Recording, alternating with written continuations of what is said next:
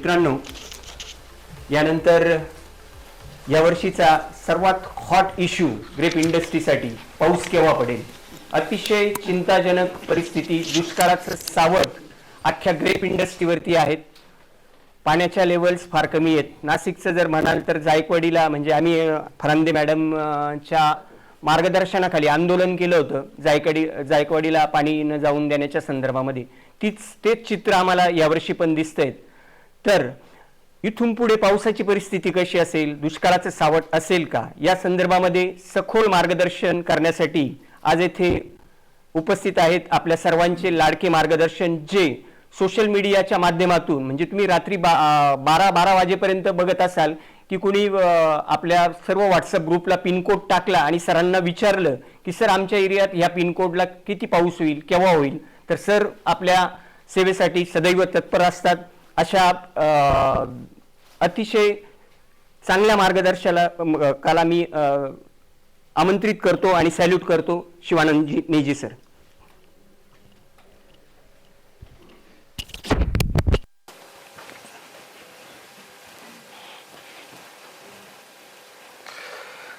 नमस्कार.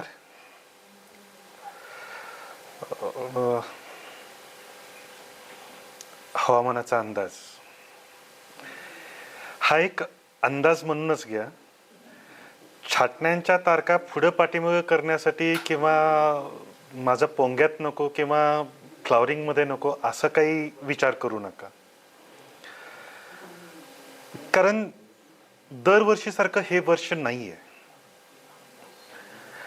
मागच्या 145 वर्षामधला डिसेंबर 2015च्या नंतर पावसाळ्यामध्ये येणारा अशी परिस्थिती ही 1870 नंतर पहिल्यांदा येते. ही परिस्थिती सहज सारखे येणारी परिस्थिती नाहीये. आणि अंदाजावरती अवलंबून जर शेती करायला लागलो तर तो फार तर 3 ते 4 दिवसांचा लक्षात घ्यावा. या 3 ते 4 दिवसांच्या पुढे ज्यावेळी तुम्ही अंदाज पाहायला जाल किंवा विचार करायला जाल, याचा निश्चितच एक उलटा परिणाम आपल्यावरती होऊ शकतो. कारण जास्त दिवसाचे जे अंदाज आहेत त्यांची ॲक्युरेसी जितकं जास्त लांबीचं असेल तितके अंदाजाची ॲक्युरेसी जी आहे ती ॲक्युरेसी कमी होत जाते.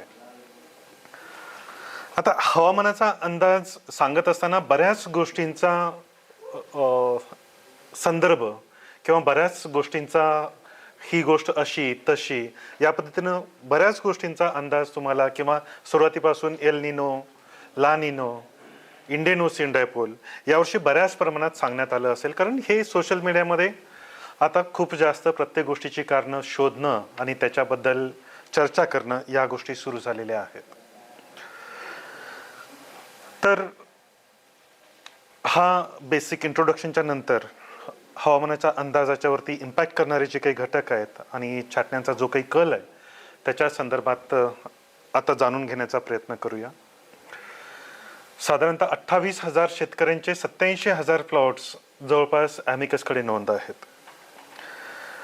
यांचे जितके लोकांना आम्हाला कॉन्टॅक्ट करता येईल इतक्या लोकांना आम्ही कॉन्टॅक्ट केलं आणि त्यांच्याकडून छाटण्यांचा जो काही कल आहे, जाणून घेण्याचा जो काही कल आहे किंवा विचार आहे त्यांचा, तो आम्ही जाणून घेण्याचा प्रयत्न केला. याच्यामध्ये जे सुरुवातीचे जे काही छाटण्या जे आम्ही अपेक्षित करत होतो फलटण आणि सटाणा एरियामधले, फलटण आणि सटाणा एरियामधले बऱ्याच प्रमाणामध्ये छाटण्या यावर्षी सुरुवातीच्या फेजमध्ये कमी झाल्या. आमचे काही मीटिंग सटाणा एरियामध्ये झाले, फलटणलाही झाले. तर सटाणा एरिया हा इथून पुढच्या कालावधीमध्ये टप्प्याटप्प्याने हा उशिरा होत जाईल. अजूनही तिथले छाटण्या बाकी आहेत. एक 2017च्या पूर्वीचा आपण जर आकडेवारी जर पाहिले तर जुलै अखेरपर्यंत सटाणामधले छाटण्या ह्या पूर्ण होत होत्या. 2017च्या नंतर टप्प्याटप्प्याने उशिरा होत आल्या. ज्यावेळी आम्ही तिथला परिसर पाहिला त्यावेळी सर्वात जास्त तिथली जी व्हरायटी जी फेमस होत चाललेली आहे ती क्रिम्सन आहे. आणि क्रिम्सनला जर पोंग्यामध्ये जर पाऊस जर झाला तर त्याचा बाळीमध्ये रूपांतर होतं. ही एक भीती जी आहे ही भीती अजूनपर्यंत खूप स्ट्रॉंगली त्यांच्या मनामध्ये आहे. हा जर बेसिक जर कन्सेप्ट जर पुढच्या कालावधीसाठी आपण जर विचार जर केला तर इथून पुढच्या कालावधीमध्ये सटाणा एरिया हा अर्लीमध्ये येईल असं अजिबात नाही वाटत. हा टप्प्याटप्प्याने सटाणाचा एरिया जो काही आहे तो उशिरा होत जाईल. जूनमध्ये अगदी किरकोळ एक दोनच पीपीटी. तर जूनमध्ये जर छाटण्यांचा जर कल जर पाहिला तर अगदी बोटावर मोजण्यासारखे जतमधले एखाद दुसरा प्लॉट, त्यानंतर फलटणमधला एक प्लॉट आणि सटाणा रिजनमधले एक काही प्लॉट्स, इतकेच प्लॉट्स बोटावर मोजण्या एवढे छाटणी गेले होते. साधारणतः एक 4 ते 5 असं काही विशेष छाटण्या जो काही 2017च्या पूर्वी दिसत होता तो काही कल दिसला नाही. जुलैमध्ये देखील अशी अपेक्षा होती, दरवर्षीचा एक अंदाज जर पाहिला तर 6 ते 7% छाटण्या होतील. पण एकतर जून महिना हा कोरडा गेला, अपेक्षा इतके काही पावसाची सुरुवात झाली नाही. शेवटच्या टप्प्यामध्ये 26-27 तारखेच्या नंतर होण्याचे अंदाज होते, पण अंदाजाप्रमाणे काही घडला असा काही प्रकार दिसून आला नाही. फक्त 2% पर्यंत छाटण्या ज्या आहेत ते जुलै महिन्यामध्ये दिसून आल्या. ऑगस्टच्या पहिल्या पंधरवड्यामध्ये मात्र पावसाचं बरंचसं चित्र हे क्लिअर होऊ लागलं. कारण भारतीय हवामान खात्यानं सुरुवातीच्या काळातच सांगितलं, जसं जून जुलैचा परिणाम आहेत तसं तो ऑगस्ट आणि सप्टेंबरमध्येही दिसण्याचे अंदाज वर्तवले गेले. पाऊस ऑगस्ट आणि सप्टेंबरमध्ये सरासरीपेक्षा कमी होणार हे ज्यावेळी अंदाज वर्तवले गेले त्यावेळी त्याचा इम्पॅक्ट हा छाटण्यांच्या क्वांटिटीवरती होईल असा एक अंदाज वाटत होता. पण सुरुवातीच्या काळामध्ये वेट अँड वॉचमध्ये बरीचशी लोक गेल्याचे दिसून आले. 15 ऑगस्टपर्यंत म्हणजे पहिल्या पंधरवड्यामध्ये जवळपास 8 ते 9% छाटण्या जातील असा एक अंदाज होता, पण तो एक 6% छाटण्या पोहोचले. ऑगस्टच्या दुसऱ्या पंधरवड्यामध्ये मात्र जवळपास 11 ते 12% छाटण्या गेले, 11% छाटण्या केले. बऱ्याच लोकांनी सप्टेंबरमध्येही पाऊस कमी असण्याचे अंदाज वर्तवले.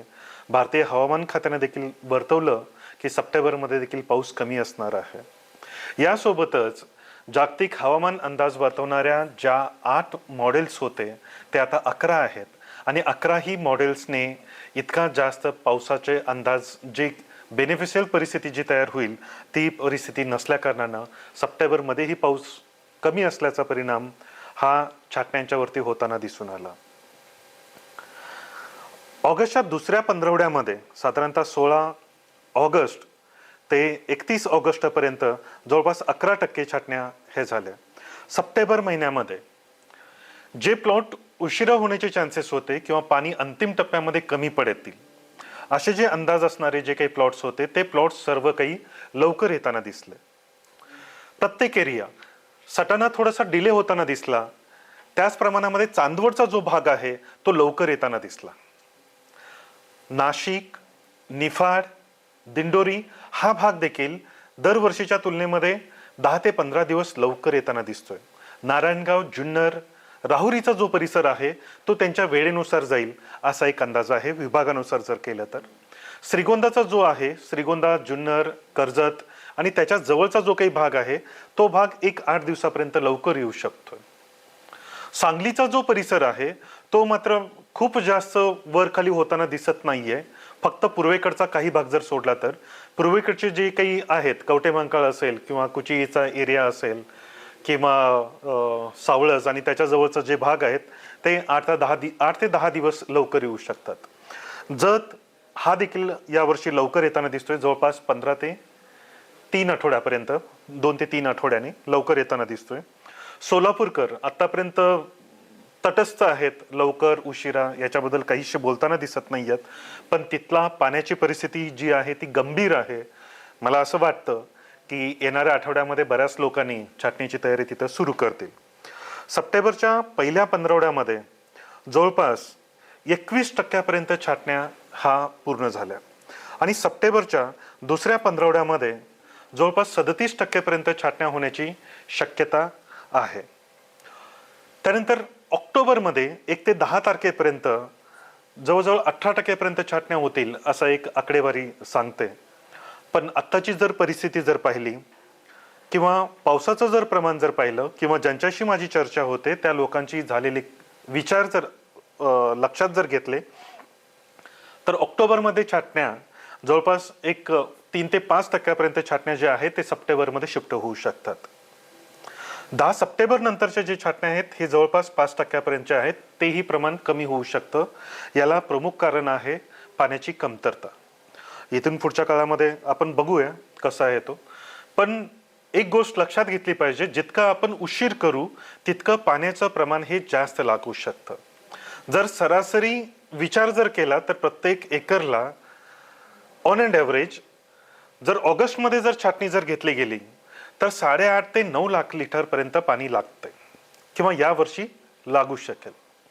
जर तीच गोष्ट सप्टेंबरच्या पहिल्या पंधरवड्यामध्ये जर गेली तर 1 लाख लिटरनं पाणी जास्त लागू शकतं.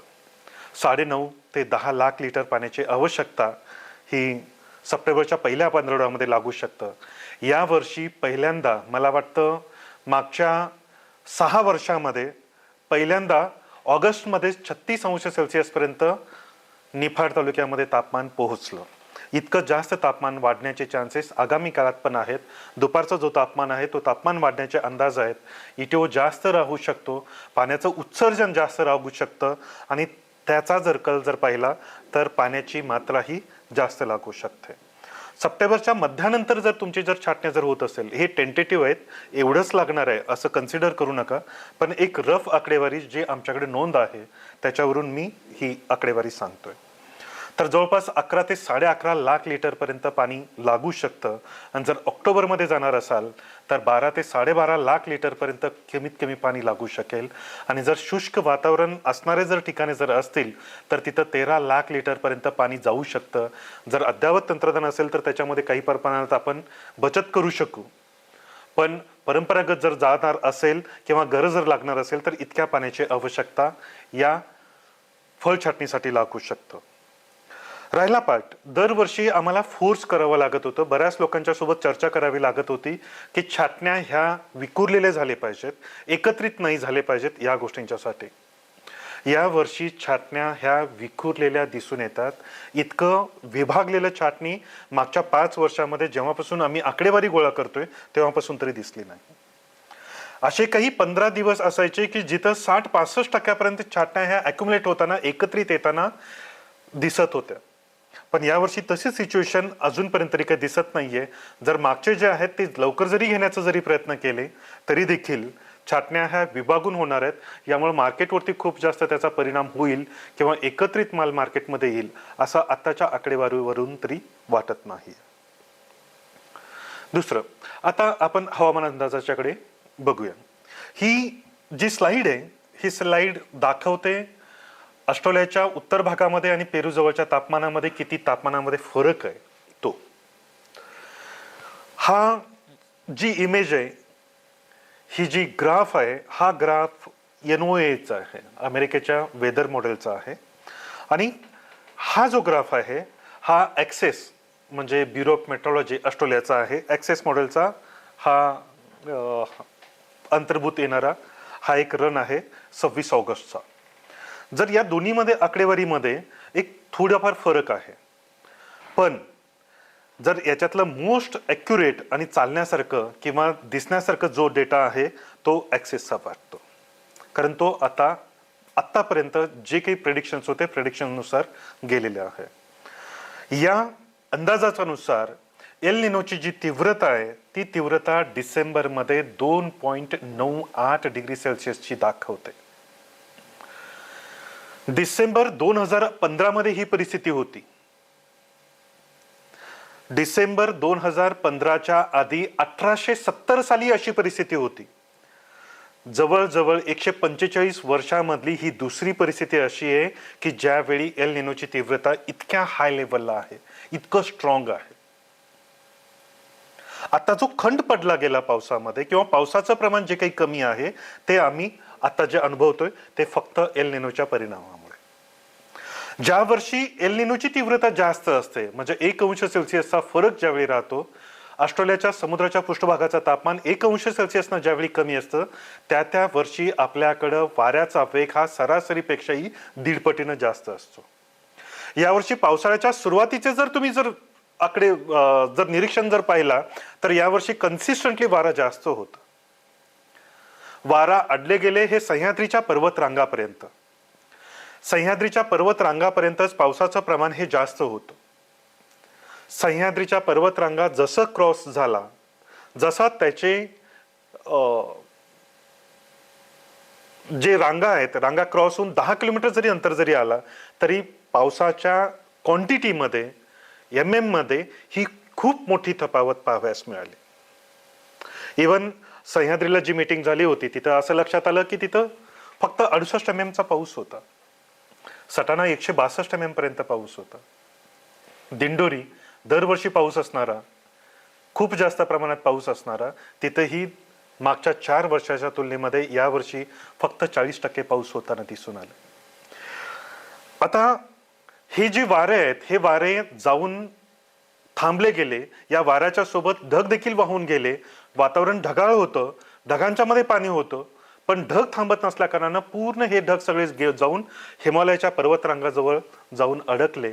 तिथं ढगांची उंची वाढली आणि त्याच एरियामध्ये पावसाचं प्रमाण हे जास्त झालं. अशी परिस्थिती प्रत्येक एल निनोच्या वर्षामध्ये दिसून येते. तीच परिस्थिती आताची ही आहे. आता CPCच्या नुसार 2.6 जरी असेल तरी ती खूप तीव्र आहे. आता हा डेटा आहे, हा साधारणतः 1950 पासूनचा. तर 12-15 हा एक म्हणजे 2015, 12 म्हणजे डिसेंबर 2015ला ही क्रेस्ट लाईन अचीव जी झाली ती 2.9 ची आहे. याच्या आधी 1870 मध्ये 3 अंश सेल्सिअसचा डिफरन्स हा नोंद केले गेला आहे. इतकी जास्त तीव्रता असताना पावसाची अपेक्षा करणं किंवा पावसाचं प्रमाण लक्षात आणणं हे खूप टफ आहे. आगामी काळामध्ये अपेक्षित पाऊस ही जर आकडेवारी जर पाहिली तर होऊ शकेल असं मला वैयक्तिक वाटत नाहीये. सरासरी पावसाची शक्यता आगामी काळामध्ये देखील खूप कमी असेल.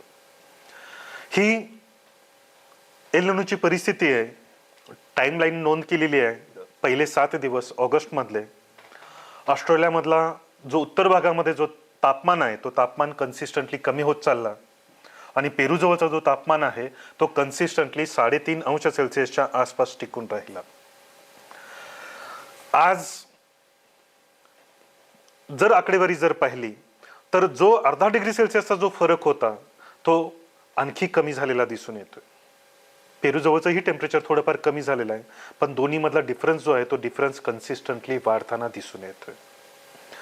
मागच्या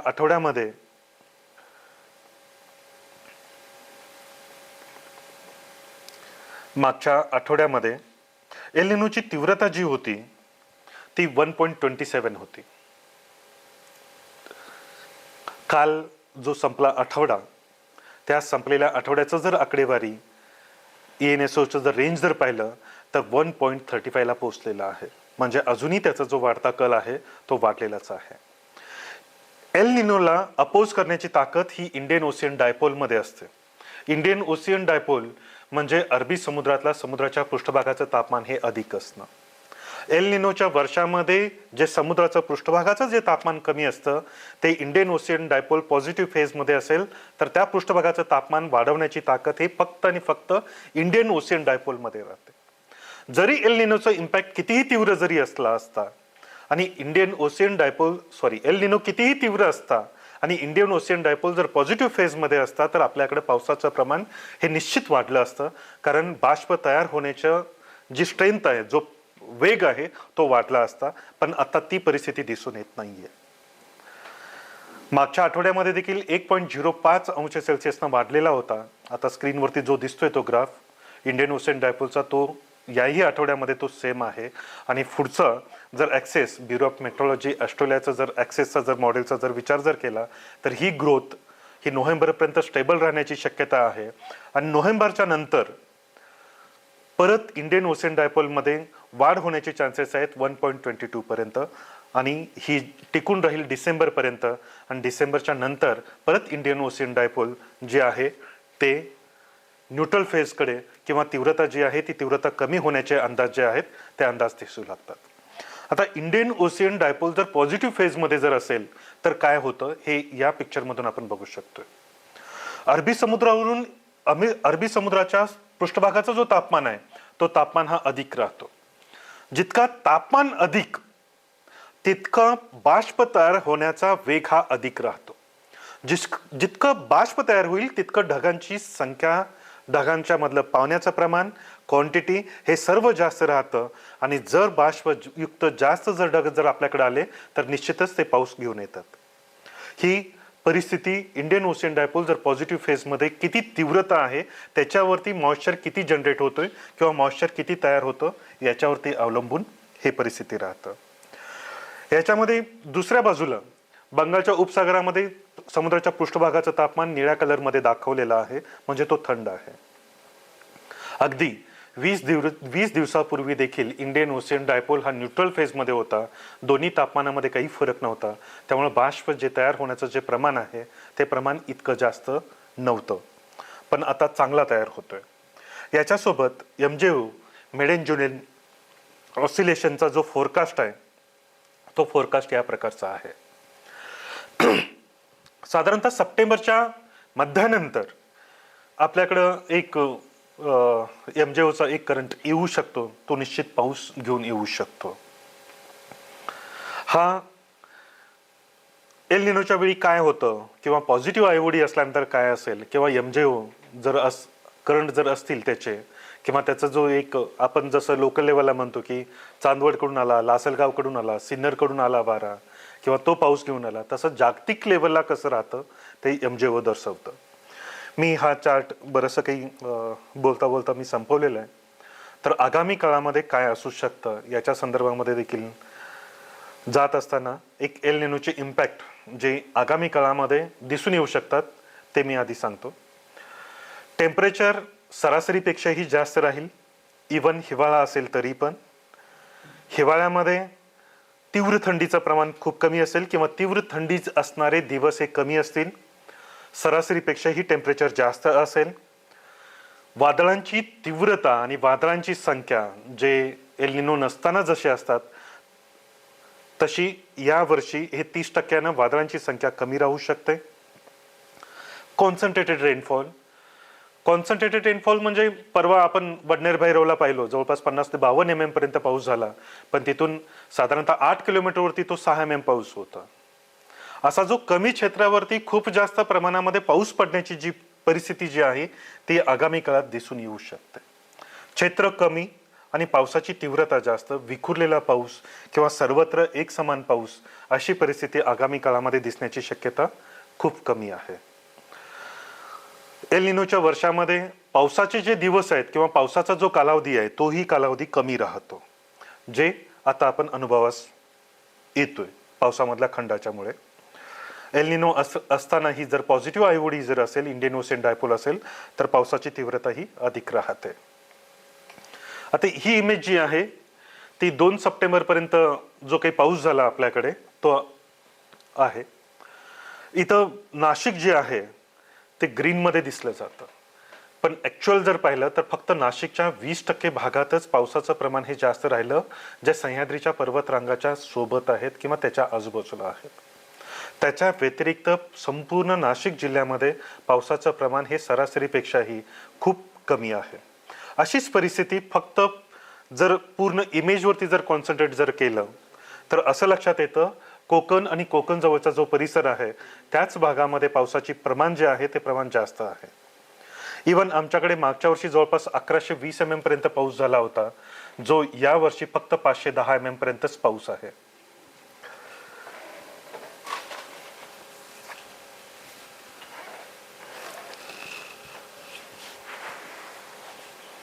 तो 510 mm पर्यंतच पाऊस आहे. आता मधला जो भाग आहे उत्तर महाराष्ट्र, मध्य महाराष्ट्र, त्यानंतर मराठवाड्याचा फक्त नांदेडचा एक जिल्हा जर सोडला तर बाकी सर्व भागामध्ये पावसाची तीव्रता कमी आहे. विदर्भामध्ये देखील पावसाचं प्रमाण कमी आहे सरासरीच्या तुलनेमध्ये, पण तिथे जाऊन वारांची दिशा जी आहे ती दिशा बदलते. दिशा बदलत असल्याकारणाने पावसाचं प्रमाण जे आहे ते इतर भागाच्या तुलनेमध्ये क्वांटिटीमध्ये जास्त आहे. आता सप्टेंबर महिन्यासाठी जागतिक हवामान अंदाज वर्तवणारं एक प्रमुख मॉडेल जे JFS हा बेस मॉडेल पकडत जरी असेल तरी युरोपच्यासाठी सर्वात जास्त ॲक्युरेट असणारा हा मॉडेल ECMWF. याचे परत 30 मॉडेल्स आहेत जे वेगवेगळ्या प्रकारे येतात त्याच्यातला ECMWF मधलाच HREM हायपर रिझोल्युशन मधला जो आम्ही SMS आणि ॲपच्यासाठी जो वापरतो तो HREM मॉडेलचा मदर मॉडेल जरी पकडला जो जर सर्वात जास्त ॲक्युरेट येतो ECMWFचा तो जर पाहिला तर जिथं ग्रे कलर दिसतोय तिथं पावसाची क्वांटिटीमध्ये प्रमाण हे कमी आहे. महाराष्ट्रात सरासरीपेक्षाही सप्टेंबर महिन्यामध्ये पावसाचं प्रमाण सरासरीपेक्षाही कमी असण्याचे हे संकेत आहेत. जर हा लक्ष देऊन जर पाहिला ही इमेज तर ज्या भागामध्ये पाऊस आतापर्यंत जास्त झाला त्या भागामध्ये कमी आहे आणि जे भाग शुष्क राहिलेत जे भाग उष्ण राहिलेत अशाच भागामध्ये पावसाचं प्रमाण हे न्यूट्रल कलरमध्ये पांढऱ्या कलरमध्ये दर्शवलेत म्हणजे तिथंच पावसाचं प्रमाण हे सरासरी इतकं जाण्याची चान्सेस आहेत. म्हणजे इथून पुढच्या काळामध्ये पश्चिमेकडे पावसाचं प्रमाण जे आहे ते कमी असेल आणि पूर्वेकडचा जो शुष्क भाग आहे जो माळ भाग आहे जिथं सरासरीपेक्षा किंवा आजूबाजूच्या पेक्षाही तापमान अर्धा ते 1 अंश सेल्सिअसनं जास्त असेल अशाच ठिकाणी पावसाची क्वांटिटी ही जास्त असेल. 2 ते 3 तास पाऊस झाला की तिथं 30 ते 35 mm 40 mm 50 mm पर्यंत पाऊस होण्याचा जो काही पिरियड आहे तो पिरियड या कालावधीमध्ये या इथून पुढच्या पिक्चरमध्ये आपण किंवा या जो राहिलेला सप्टेंबरचा जो भाग आहे या सप्टेंबरच्या भागामध्ये आपण पाहू शकतोय. आताही जो काही पाऊस होतोय तो पाऊस जर होण्याचे जर ठिकाण जर पाहिलं तर सरासरी टेम्परेचर अधिक असणारेच ठिकाण ते निवडलेले दिसून येतात. हा सप्टेंबर मधला अंदाज आहे आणि हा ऑक्टोबरचा आहे.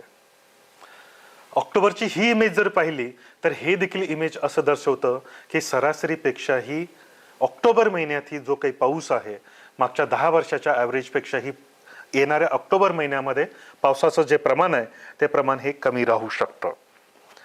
प्रमाण म्हणजे सरासरीच्या तुलनेमध्ये सांगतोय पाऊस नाहीच असा त्याचा अर्थ नाही होत. कारण पुण्याची जी मीटिंग होती त्या मीटिंगमध्ये देखील सांगितलं होतं की जवळपास 150 ते 160 mm पर्यंत अजूनही पावसाची शक्यता जी आहे ती मला बऱ्याच द्राक्ष विभागामध्ये दिसते नाशिक सहित. अजूनही मला असं वाटतं की नाशिकमध्ये पाऊस होऊ शकतोय. एल निनो असो आयओडी असो किंवा बाकीच्या इतर गोष्टी असो तरी देखील पाऊस होणारच नाही अशी काही परिस्थिती इथून पुढच्या काळामध्ये काही असं वाटत नाहीये. हे भारतीय हवामान खात्याने जे काही वर्तवलेले पुढच्या 4 आठवड्यांचा जो काही अंदाज आहे तो अंदाजाचे हे इमेजेस आहेत. जर पहिले 1 ते 7 दिवसामध्ये पावसाचं जे काही प्रमाण आहे ते प्रमाण कमी आहे पण 8 ते 14 मध्ये प्रमाण बरंचसं काही जास्त दिसून येतं महाराष्ट्राचा बऱ्याचशा भागामध्ये. 15 ते 21 सप्टेंबरच्या दरम्यानमध्ये थोडंसं तो फेंट झाला. 22 ते 28 सप्टेंबरच्या दरम्यानमध्ये आणखी तो फेंट झाला आणि तिथून पुढच्या काळामध्ये रिटर्न मान्सूनचे संकेत आहेत. तो कसा असेल आणि काय असेल त्याच्याबद्दल म्हणून घेऊया. आता रिटर्न मान्सूनची परिस्थिती कशी समजली जाते. सुरुवात ही सप्टेंबर महिन्यातली पकडली जाते जिथून जैसलमेरच्या राजस्थानचा जो पूर्वेकडचा म्हणजे पाकिस्तानच्या जवळचा जो भाग आहे तो भागातली तापमान सलग 5 दिवस हे वाढता आलेख असला पाहिजे. सलग 5ही दिवस तिथली आर्द्रता जी आहे ती आर्द्रता कमी होत गेली पाहिजे. आभाळ पूर्णपणे निरभ्र असलं पाहिजे. ही परिस्थिती मला आत्ता या आठवड्यामध्ये दिसते राजस्थानमध्ये. जरी डिक्लेअर जरी होत नसेल तर टेक्निकली 7 ते 8 तारखेच्या दरम्यानमध्ये मोसमी पावसाची जी वाटचाल जी आहे रिटर्न मान्सूनची जी सुरुवात आहे ती 7 ते 8 सप्टेंबरच्या दरम्यानमध्ये तिथून चालू होऊ शकते. पण आता एक कमी दाबाचा पट्टा जो आहे कमी दाबाचा क्षेत्र हा सक्रिय होण्याचे चान्सेस आहेत आत्ता. त्यानंतर 13 तारखेला दुसरा कमी दाब, 18 तारखेला तिसरा कमी दाब आणि त्याच दरम्यानमध्ये 20 ते 21 तारखेच्या दरम्यानमध्ये अरबी समुद्रामध्ये पाचवा कमी दाब आणि त्यानंतर बंगालच्या उपसागरामध्ये आणखी 2 कमी दाब तयार होण्याचे चान्सेस आहेत. हे कमी दाबाचे जर सिक्वेन्सेस जर पाहिले आणि त्यांची जर वाटचाल जर पाहिली तर 13 तारखे दरम्यान जो काही वादळ जो बंगालच्या उपसागरामध्ये तयार होण्याचे चान्सेस आहेत ते सुरुवातीला विदर्भामध्ये येऊन नंतर मध्य प्रदेश आणि तिथून पुढे ते मध्य प्रदेशच्या वरच्या भागामध्ये जात असल्यामुळे तो वारा जो बाष्प जो घेऊन येणारा जो वारा आहे जे वादळ जे आहे ते ढग जे घेऊन येतं ते ढग परत राजस्थानवरती आच्छादण्याची शक्यता आहे. म्हणून असं म्हणू शकतोय आपण की साधारणतः 18 ते 21 तारखेच्या दरम्यानमध्ये राजस्थानमधून मोसमी वारे आपला प्रवास बाहेर पडतील आणि टेक्निकल सुरुवात ही 18 ते 19 तारखेच्या दरम्यानमध्ये राजस्थानमध्ये सुरू होऊ शकते. सुरुवातीच्या काळामध्ये त्याचा जो जोर आहे बाहेर पडण्याचा, रिटर्न मान्सूनचा जो जोर आहे तो जोर जास्त असेल असं वाटत नाही, तो हळुवार असेल. सुरू झाल्यानंतर साधारणतः 12 दिवस लागतील महाराष्ट्रामध्ये रिटर्न मान्सून हे पोहोचण्यासाठी. महाराष्ट्रामध्ये ऍक्टिव्ह जे राहील ते ऑक्टोबरच्या पहिल्या आठवड्यामध्ये राहील. रिटर्न मान्सून ऍक्टिव्ह राहण्याचे जे अंदाज आहेत ते ऑक्टोबरच्या पहिल्या आठवड्यामध्ये आहेत आणि याचा निश्चितच पावसावरती पॉझिटिव्ह इम्पॅक्ट होऊ शकतो. ऑक्टोबरच्या दुसऱ्या आठवड्यापासून मात्र पावसाचं प्रमाण जे आहे ते बऱ्याच प्रमाणात कमी होऊन जाईल, टेम्परेचर बऱ्याच प्रमाणात वाढेल. आता ॲक्च्युअलमध्ये पाऊस कधी होऊ शकतो या संदर्भात जाणून घेण्याचा प्रयत्न करूया. तर सोलापूर, उस्मानाबाद, लातूर दरवर्षीपेक्षा ही टेम्परेचर याही वर्षी अधिक आहे. साधारणतः 36 अंश सेल्सिअस पर्यंत टेम्परेचर जो आहे तो 3 दिवसापूर्वी पोहोचला. वळीव पावसाची चान्सेस होते. मागच्या 3 दिवसापासून वेगवेगळ्या ठिकाणी असा बऱ्याच प्रमाणात पाऊस होतोय. पुढचे 2-3 दिवस वादळ हे अवकाळी पावसाची जी तीव्रता आहे सोलापूर, धाराशिव या भागामध्ये थोडीशी तीव्रता कमी होईल. परत 7, 8, 9 तारखेच्या दरम्यानमध्ये ते प्रमाण तिथं वाढू शकतं. त्याच्यानंतर परत 4 ते 5 दिवसांचा खंड पडेल. 17, 18, 19 तारखेच्या दरम्यान पुन्हा पावसाची चान्सेस आहेत. 23 तारखेला चान्सेस आहेत. 26, 27ला आहे. 3, 4 आणि 5 तारखेच्या दरम्यान रिटर्न मान्सून त्या भागामध्ये ऍक्टिव्ह राहील असा एक अंदाज आहे. सांगली आणि बेळगाव भागामध्ये पावसाची जी तीव्रता आहे ते आणखी 120 ते 130 mm पर्यंत पाऊस रिटर्न मान्सूनच्या सहित होण्याची शक्यता आहे. 2 दिवस हलका पाऊस आहे. 8, 9, 10 या 3 दिवसामध्ये पुन्हा पावसाचे चान्सेस आहेत. 22, 23, 17, 18च्या सहित 17, 18, 22, 23, 27 आणि 2, 3, 4 या तारखेला देखील रिटर्न मान्सून ऍक्टिव्ह राहील असा एक आत्ताची जी आहे ती आकडेवारी दिसून येते. बारामती, श्रीगोंदा, कर्जत हा जर भाग जर पाहिला तर याही भागामध्ये साधारणतः 7 तारखेपासून ते 11 तारखेपर्यंत चांगल्या पावसाचे चान्सेस आहेत. त्यानंतर 16 आणि 17 तारखेला देखील वळवाचे पण चांगल्या प्रमाणामध्ये पाऊस या भागामध्ये होण्याचे चान्सेस आहेत. 26, 27 त्यानंतर 1 तारखेपासून ते 4 तारखेपर्यंत या भागामध्ये चांगला पाऊस परतीचा होऊ शकतोय. आगामी काळातले जे पाऊस आहेत ते जे मोसमी पावसासारखे सर्वत्र एकसारखं होणार नाही. सकाळी सूर्यप्रकाश आणि दुपारनंतर ढगांची गर्दी वाढून पाऊस अशी काहीशी परिस्थिती दिसू शकते. आता नाशिकच्या भागामध्ये उद्यापासून पावसाचं जे प्रमाण आहे ते प्रमाण काहीसं कमी होत जाईल. नाशिक भागामध्ये उद्यापासून पावसाचं प्रमाण कमी होत जाईल, पण हलक्या स्वरूपाचा पाऊस जो आहे कुठेतरी 1-2 mm, 2-3 mm आज सकाळी जसा नाशिक शहरामध्ये झाला तशी काहीशी परिस्थिती नाशिक जिल्ह्यामध्ये पाहाव्यास मिळू शकते. शक्यतो चांदवड, कळवण, देवळा, सटाणा, नांदगाव, येवला, त्यानंतर मालेगाव, खडक मालेगावचा जो वरचा जो भाग आहे या भागामध्ये पावसाची इंटेन्सिटी थोडीशी अधिक राहू शकते.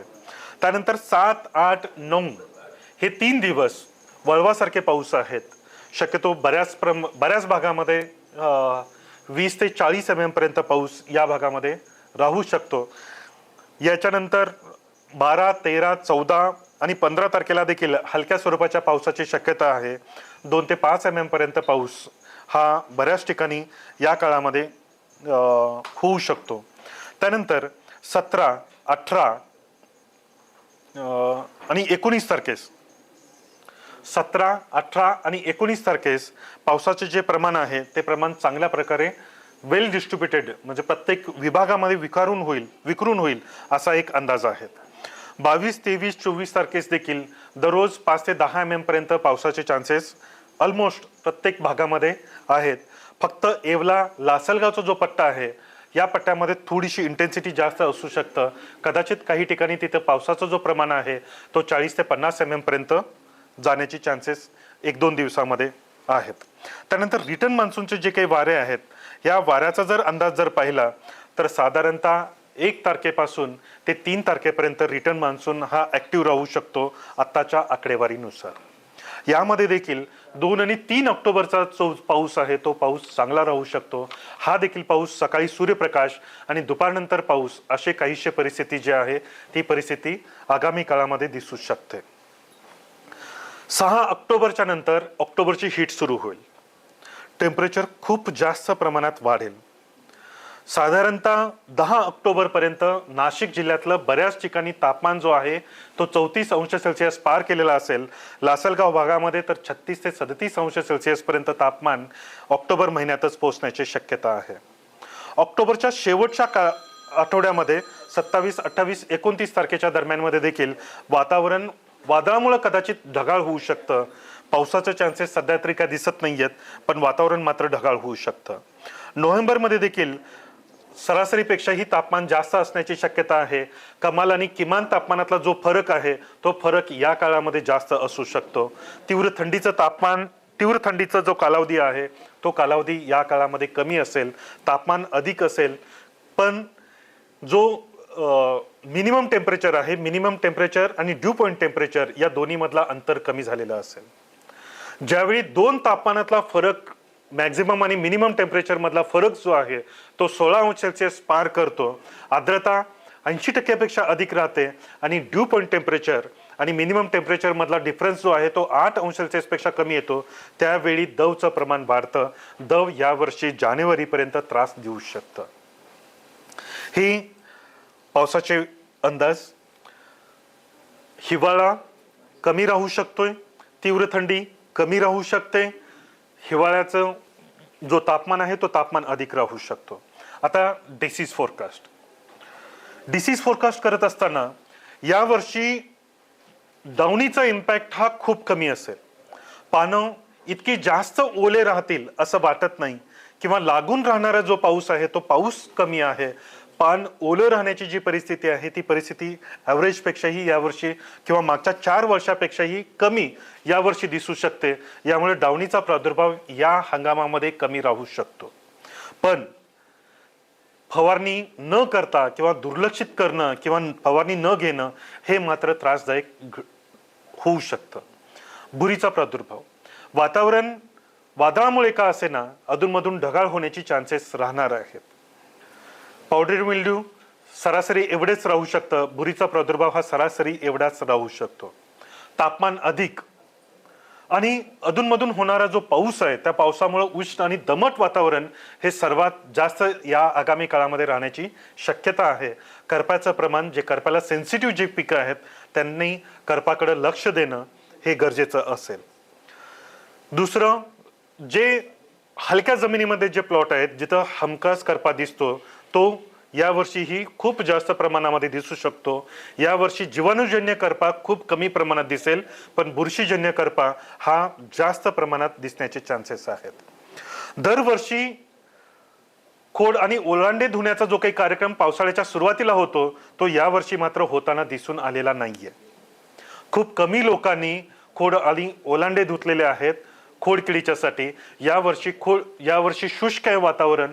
बऱ्याच लोकांचे प्लॉट NDVI आणि EVIचे जर इमेज जर पाहिले तर बऱ्याच प्लॉट म्हणजे जुलै आणि ऑगस्ट मधले जर पाहिले डेटा तर जवळपास 80% प्लॉट हे स्ट्रेसमध्ये होते.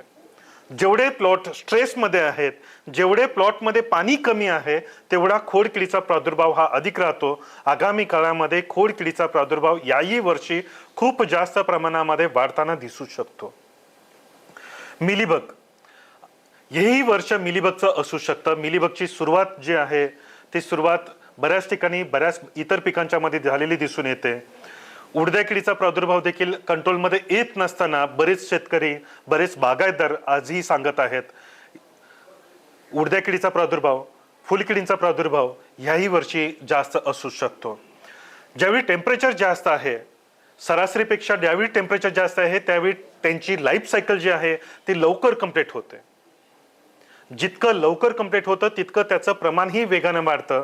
जर आगामी काळातला जर कालावधी जर पाहिला तर करपा आणि किडींच्यासाठी हे वर्ष हे पोषक असू शकतं. किडींच्याकडे विशेष लक्ष देण्याची यावर्षी आवश्यकता राहील असं वाटतं. हे सर्व पाहिल्यानंतर एक मेसेज जे आहे, पावसाचं प्रमाण जरी कमी असेल तर पाणी कमी पडेल प्लॉटला असं वाटत नाही. ग्रोईंग डिग्री डेज हे जर पाहिलं तर यावर्षी प्लॉट हे सरासरीपेक्षाही 12 ते 14 दिवस लवकर हार्वेस्टिंगला येऊ शकतात, कारण स्टेजेस फास्ट येऊ शकतात. यावर्षी सरासरीपेक्षाही 20 ते 25% PGR ची मात्रा कमी लागू शकते, कारण सरासरीपेक्षाही तापमान अधिक आहे. कमी PGR मध्ये देखील चांगला रिस्पॉन्स हे देऊ शकतात. जिथं PGRचं प्रमाण जास्त आहे किंवा कॅल्शियमचं इरेग्युलेशन जिथं दिसून येतं, तिथं यावर्षी सौर जळचं प्रमाण अधिक राहू शकतं, कारण UV इंडेक्स देखील शेवटच्या टप्प्यामध्ये जास्त दिसून येतोय. काळजी जी घ्यायची आहे ती PGRच्या बाबतीमध्ये, किडींच्या बाबतीमध्ये, करप्याच्या बाबतीमध्ये ही आहे. पाऊस विखुरलेला आहे. एकसारखा पाऊस इथून पुढच्या काळामध्ये अपेक्षित नाहीये. वादळामुळे किंवा कमी दाबामुळे जो काही पाऊस मिळेल तो मिळेल. अजूनही साधारणतः 120 ते 130 mm पर्यंत पाऊस हा होण्याचे चान्सेस बहुतांश भागामध्ये मला तरी दिसून येतात. धन्यवाद. इथं मला प्लॅटफॉर्म उपलब्ध करून दिला त्यामुळे द्राक्ष प्रवंडरी योगेश कृषीन यांना मी धन्यवाद मानतो. आणि येणारा सीझन हा द्राक्ष बागायतदारांच्यासाठी चांगला, सुखाचा, कमी खर्चाचा आणि भरपूर पैसे देणारा हो अशी अपेक्षा करतो ईश्वराचरणी आणि रजा घेतो. धन्यवाद.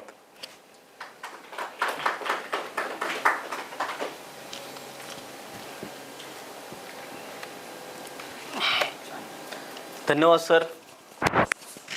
आपण कायमच उभा महाराष्ट्रभर शेतकऱ्यांना हवामानाबद्दल आता खूप अभ्यासकांचा भरपूर अभ्यासक हे झालेत, परंतु एक काळ असा होता की उभ्या महाराष्ट्राला फक्त तुमच्याच माध्यमातून शेतकऱ्यांना ह्या हवामानाबद्दल माहिती मिळत होती, खास करून द्राक्ष उत्पादकांना. कारण तुम्ही तुमच्याबरोबर जी नाळ जोडलेली आहे द्राक्ष उत्पादकांची ती अशी आहे की अजूनही तुमचे जे आहेत जे काही स्टेटमेंट सोशल मीडियावर येतात लोक आवर्जून त्याचा फायदा घेतात. आत्ताच आपण सांगितलं की यंदा द्राक्षाला काय परिस्थिती राहील. नक्कीच दादा आपल्याला याच्यावर पण गंभीर विचार करावा लागणार आहे. तर मित्रांनो, आजचा ह्या वेबिनार्स आज पहिलाच दिवस होता आणि पहिल्याच दिवशी विक्रमी हजेरी सगळ्या द्राक्ष उत्पादकांनी लावली. याच्यावरून एक लक्षात येतं की द्राक्ष उत्पादकांची भूक किती मोठी आहे आणि आपण ती शक्य तितकी पूर्ण करण्याचा प्रयत्न करीत आहोत. आजच्या ह्या कार्यक्रमानंतर आजचा हा जो सेशन आहे हा आज आपण 3 लेक्चर ठेवले होते. पहिलं अण्णूदादांचं होतं, त्यानंतर थोरात साहेबांनी रेड ग्लोबबद्दल सांगितलं आणि नेगी सरांनी तर हवामानाचा पूर्ण सगळा पोलखोलच आपल्यासमोर ठेवलेला आहे. तर अशा माध्यमातून आजच्या ह्या कार्यक्रमासाठी मान्यवर आपल्यासाठी उपस्थित राहिलेत, त्यांचा यथोचित सत्कार करणं हे आपलं आद्य कर्तव्य मानून मी व्यासपीठावर सर्वप्रथम आमंत्रित करतो अण्णूदादांना का त्यांनी यावं आणि हा द्राक्ष पंढरीचा पुरस्कार स्वीकारावा. त्यासाठी आमंत्रित करतो सन्माननीय मनोजजी जाधव. नाही, सत्कार आहे ना हा. हां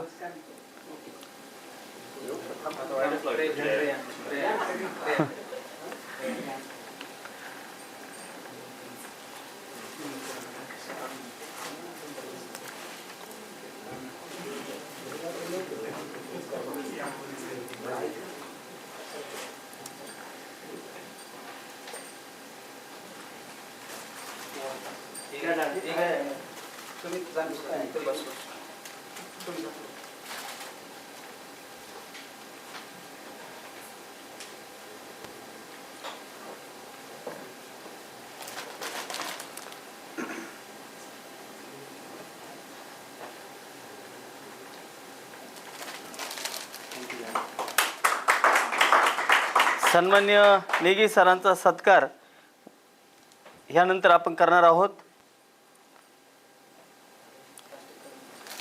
मी व्यासपीठावर आमंत्रित करतो सन्मान्य नेगी सर यांचा सत्कार श्री वैभव ढोकळे यांनी करावा अशी मी त्यांना विनंती करतो.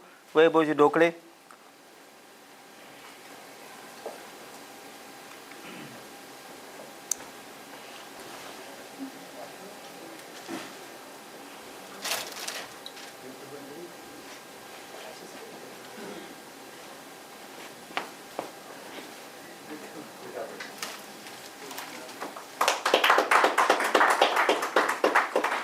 पुढचे सत्कारार्थी आहे श्री शशी थोरात. यांचा सत्कार मयूरजी जाधव, योगेश कृषी सेवाचे संचालक यांनी करावा अशी मी त्यांना विनंती करतो.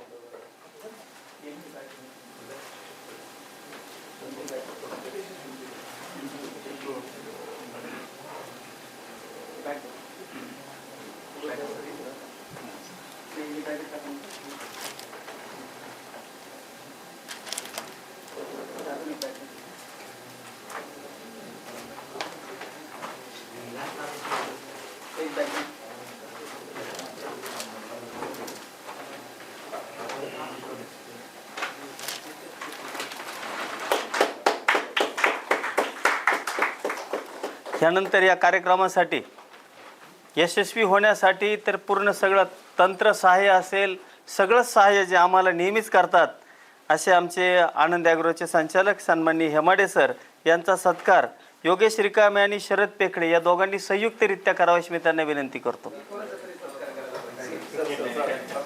एक शेतकऱ्यांसाठी दिलखुलासपणे व्यासपीठ उपलब्ध करून देणं आणि ह्या अशा कार्यक्रमासाठी अतुल्य असं योगदान देणं हे सुद्धा एक महत्त्वाची जबाबदारी आहे. आणि मला वाटतं हेमाडे साहेब अतिशय प्रभावीपणे की आणि काय सच्चा दिलवाला म्हणेल मी त्याला की काय अतिशय प्रामाणिकपणे आलेल्या पाहुण्यांची आणि शेतकऱ्यांचं प्रेम नक्कीच. आणि विशेष म्हणजे आलेल्या सगळ्या अतिथींचं सुद्धा अतिशय आपल्या घरी पाहुणे आल्यासारखं त्यांनी स्वागत करतात आणि दरवर्षी आणि असेच कार्यक्रम तुमच्या माध्यमातून पार पडो अशी एक मनोकामना ठेवतो. धन्यवाद. आणि आजच्या कार्यक्रमाचं मुख्य आकर्षण जे आम्ही मुद्दाम राखीव ठेवलं होतं का आज आपण हा द्राक्ष पंढरी दरवर्षी आपण उत्कृष्ट द्राक्ष उत्पादकांना पुरस्काराने सन्मानित करतो आणि पुरस्काराने सन्मानित करताना त्यांच्या कार्याचा आलेख बघतो. त्यांनी काय कार्य केले, नवीन काय केलेलं आहे, सगळा त्याचा आलेख तपासून आपण त्यांना सन्मानित करतो, त्यांचा गौरव करतो, त्यांना पुरस्कार देतो. तर अशा आजच्या ह्या वेळच्या द्राक्ष पंढरीचे पुरस्कार्थी जे आहेत, गौरवार्थी आहेत ते आहेत श्री सुहास शिवाजी थोरात, राहणार खोडद, तालुका जुन्नर, जिल्हा पुणे. दादा एक मिनिट.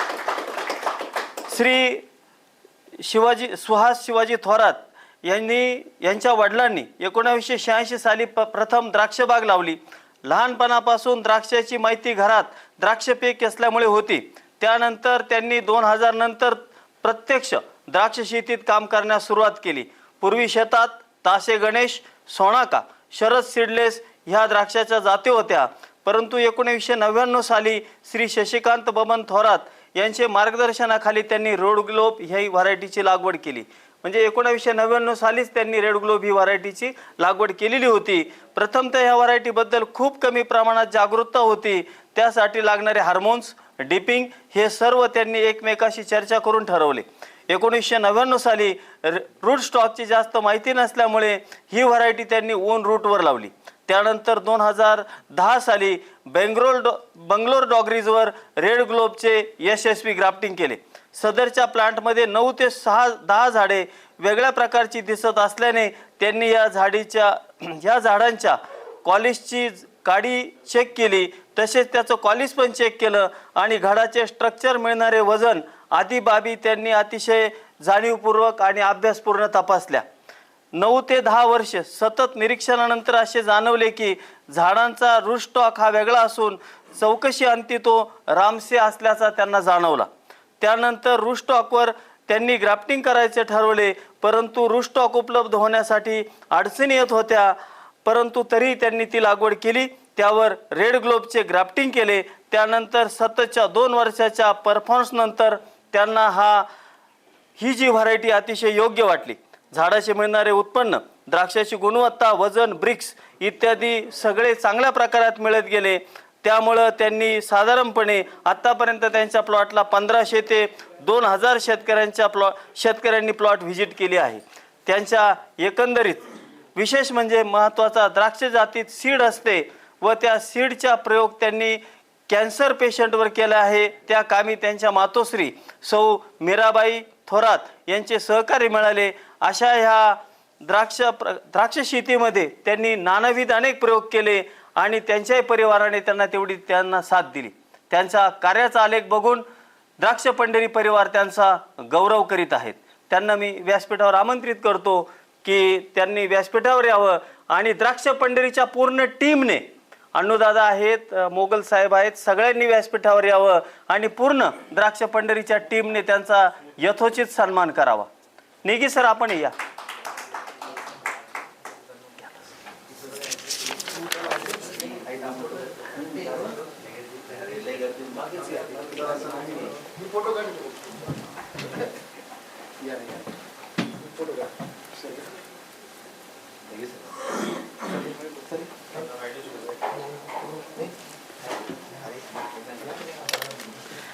अरे मी आहे ना पंढरी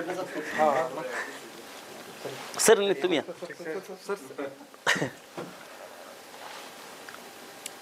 दादा हे घ्या ना. असं करा सगळे. मी शाल टाकतो, पुरस्कार तुम्ही.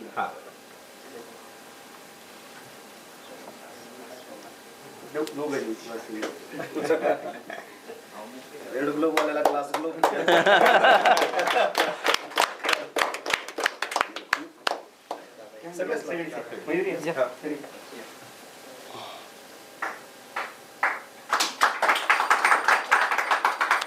नवीन प्रवृत्ती करत राहू म्हणजे आम्हाला सोपं नाही.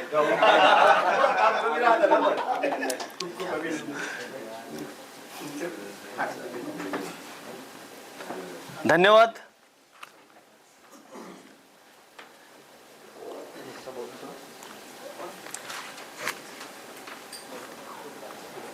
श्री सुहास शिवाजी थोरात यांचा हा आज आपण द्राक्ष पंढरी परिवार त्यांचा गौरव करीत आहेत. त्यांच्या भावी वाटचालीस मोरपंखी शुभेच्छा.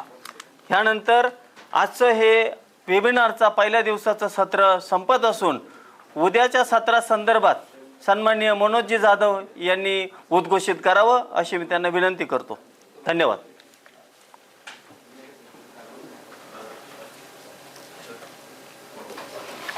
काय त्यांनी सर हे चालू आहे.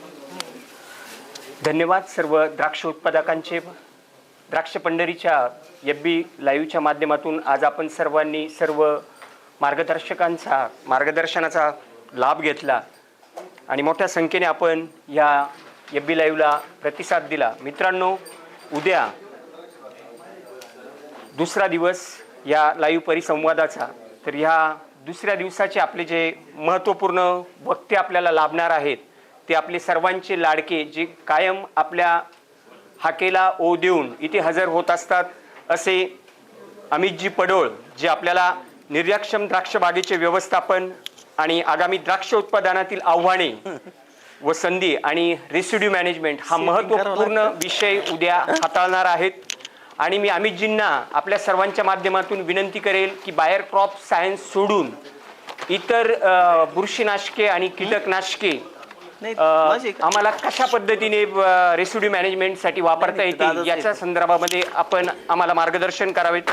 त्यानंतर वडनेर भैरवचे सुप्रसिद्ध द्राक्ष उत्पादक विजयजी मोहिते हे आपल्याला इलॉंगेटेड व्हरायटीच्या संदर्भामध्ये सखोल मार्गदर्शन करणार आहेत. त्यानंतर आपल्या सर्वांचे लाडके अरविंदजी खोडे, कॉन्टॅक्ट थेअरीचे प्राचारक व प्रसारक, हे आपल्याला जी सर्वात महत्त्वाची समस्या किडीची राहणार आहे त्या संदर्भामध्ये द्राक्ष व भाजीपाला कीड व रोग व्यवस्थापन या संदर्भामध्ये माहिती देणार आहेत. तरी मी आपणा सर्वांना आवाहन करतो या व्यासपीठाच्या माध्यमातून की आपण जास्तीत जास्त संख्येने, आजच्यापेक्षा उद्या महत्त्वाचे विषय आहेत तर मोठ्या संख्येने या लाईव्ह परिसंवादाचा लाभ घ्यावा. धन्यवाद.